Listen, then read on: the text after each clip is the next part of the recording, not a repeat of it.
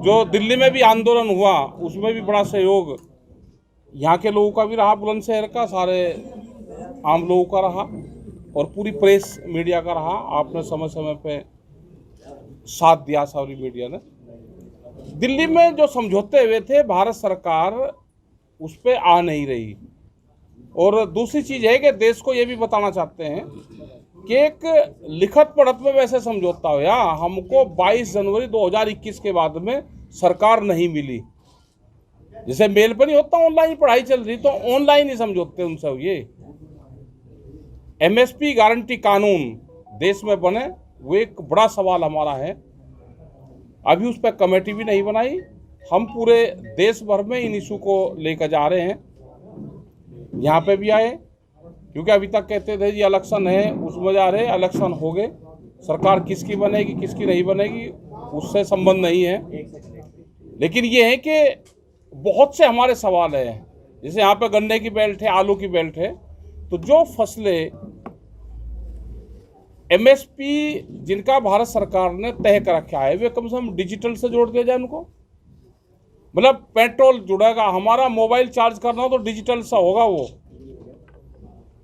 लेकिन गन्ने का भुगतान या दूसरे भुगतान वो एक साल में होंगे।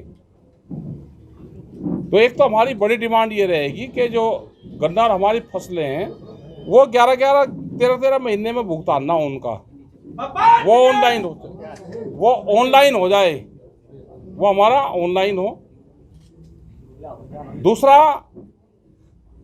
उस पे जो एमएसपी पे जो कानून बनाने वाली बात थी वो सरकार ने नहीं बनाई। हम साउथ से शुरू कर रहे हैं, हम कर्नाटक, तमिलनाडु उधर जा रहे हैं, राजस्थान में जा रहे हैं। हमें किसी सरकार का और नहीं है कि वहाँ पे किसकी सरकार है, यहाँ पे किसकी है। जहाँ पे भी किसान विरोधी पॉलिसी होगी हम वहाँ पे जाएंगे। राजस्थान में किसी किसान की जमीन नीलाम करी तो हम वहाँ पे भी गए, हरियाणा में भी जा रहे, पंजाब भी जाएंगे और उत्तर प्रदेश में भी, सब जगह हम जाएंगे। सरकारों को काम करना पड़ेगा। सरकार हर जगह वोट तलाश कर रही है। अभी यूक्रेन का जो मामला है उसमें भी आदमी निकाल नहीं रहे वहां से बच्चों को, जो अपने आप आ रहे बॉर्डर से, जो खुले बॉर्डर है वहां से लेकर आ रहे, उनके साथ फोटो खिंचवा के देश की जनता को ये कर रहे हैं कि भाई हम लेकर आ रहे। मतलब हर रोज उनको दिखाना है, चर्चा मंत्री उनके लग रहे। तो इस तरह से तो काम चलने वाला है नहीं। आंदोलन, देश में एक बड़े आंदोलन की फिर जरूरत है और देश में एक बड़ा आंदोलन होगा। उसमें चाहे वो रेलवे के कर्मचारी हो, वो बैंक के कर्मचारी हो, क्योंकि सब संस्थाएं बेची जा रही है।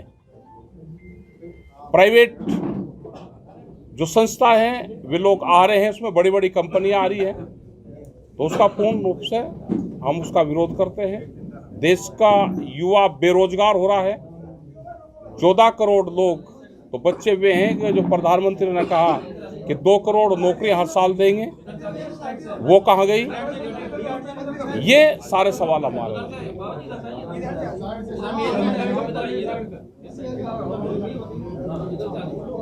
अरे सुनो भाई, क्या बीमारी है? हमारे वही सारे हैं। एक बड़े आंदोलन की देश में फिर जरूरत है और इस आंदोलन को यूथ जो होगा, क्योंकि यूथ पे ज्यादा प्रभाव पड़ रहा है। नौकरियां है नहीं, नौकरियां खत्म करी जा रही है।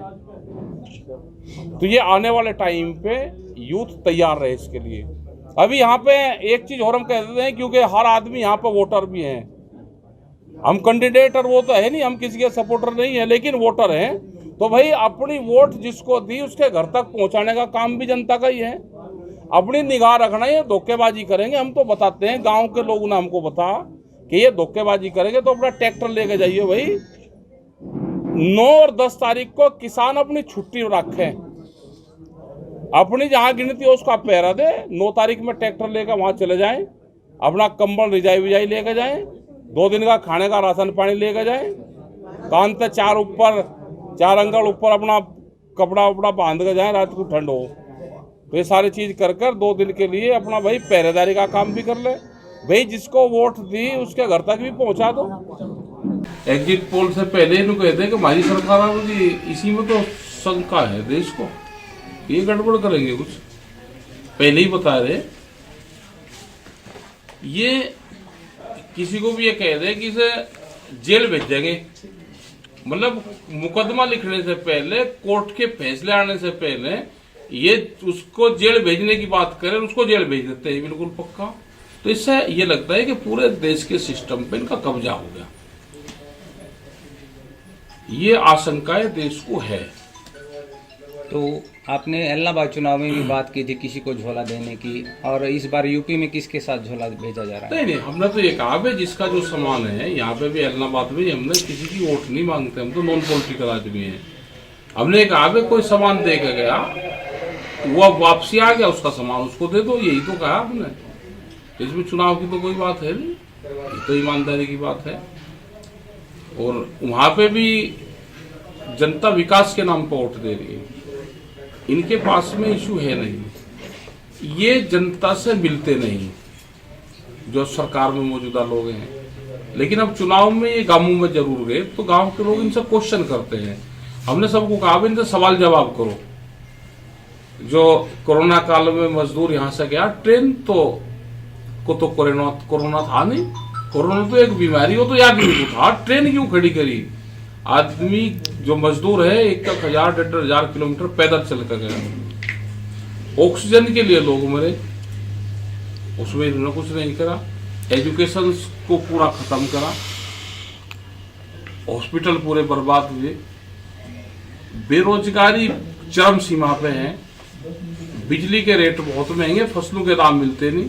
तो ये सवाल है, 11-12 सवाल हमने जनता को कहा इनके करे करो जब आपके बीच में सरकार के लोग आवे।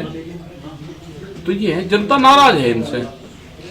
कुछ चर्चाएं हैं कि किसान यूनियन के पास जब धरना चल रहा था, आंदोलन चल रहा था, उस समय चंदा आया था, उसको लेकर के विवाद चल रहा है।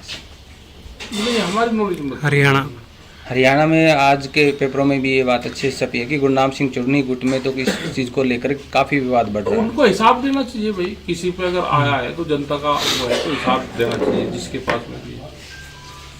वहाँ पे तो जो आया, जो बॉर्डर पे था, बॉर्डर वालों ने हिसाब उनके बना के दिए थे सबके सामने।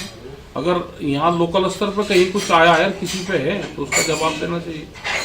तो अब आगे किसान यूनियन का आंदोलन को लेकर के क्या रुख है? जिस प्रकार से कमेटी बनाने की बात की भारत सरकार ने, और उन मुद्दों पे क्योंकि डिजिटल समझौता हमारा हुआ, अब वो डिजिटल समझौते में वही नेटवर्क खत्म हो गया, वो पता नहीं किसने करा था समझौता।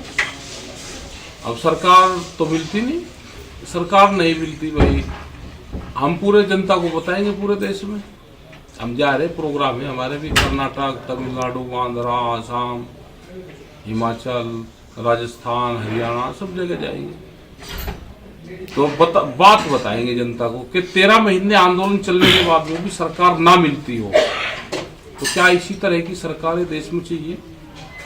अपनी बात उनके बीच में रखनी जाए। क्या आपको लगता है कि जगह जगह कैंपेनिंग करने का फायदा आपको मिलेगा? हाँ, मिल जाएगा, फायदा मिलेगा। जनता इकट्ठी हो जा, जनता को बताना पड़ेगा, मिल जाएगा फायदा।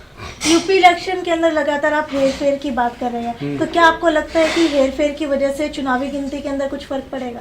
और फर्क क्या, इन्होंने ये कहा कि एक डीसी एक सीट, एक जिला और एक सीट, तो 75 सीट बैठती है।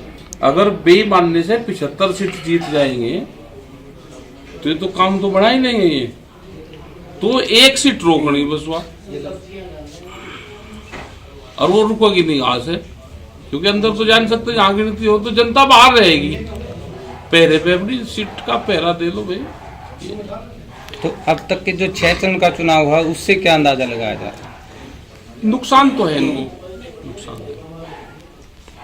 अक्सर जो है आप गोला लाठी का जिक्र करते हुए नजर आते हैं, तो क्या यूपी इलेक्शन में भी गोला लाठी? हाँ, गोला लाठी तो आएगी यूपी इलेक्शन में। देखो, गोला लाठी का इस्तेमाल गुरिल्ला युद्ध में होता था, वह चोट नहीं मारती, लोगों को पता भी नहीं चलता, और वह सजा पूरी दे। तो ये किसान तो दे रहा गोला लाठी सरकार के, 10 तारीख रूस और यूक्रेन के बीच युद्ध छिड़ा हुआ है। लगातार आप कह रहे हैं कि भारत सरकार बच्चों को सुरक्षित ला पाने में सफल नहीं हुई, और जैसे ही यूपी का चुनाव निकट आया वैसे ही बच्चों को जो है बॉर्डर से लाने की कवायद तेज हो गई। तो आपको क्या लगता है, क्या ये एक चुनावी ये स्टंट है? बच्चों को वहां से जाने में भी वोट तलाश कर रहे हैं। मतलब बच्चे 4 दिन तक बॉर्डर पर रहे वहां पे। वहां से क्लियर हो गया कि आप फ्लाइट भेज के जा नहीं सकते थे। लाखों आदमी एक एयरपोर्ट से रोज लिफ्ट हो सकते हैं। और बच्चे आज भी जो बच्चे वहां पे आए, अभी कल जो बच्चे पहुंचे उनसे बात हुई, उन्होंने कहा कि हम 4 दिन से बॉर्डर पर थे, पोलैंड वाले बॉर्डर पर, तो फिर था भी लोगों। फेसबुक और यूट्यूब के बाद अब आपका पसंदीदा चैनल न्यूज़ 18 डेली हंट पर भी फॉलो करें।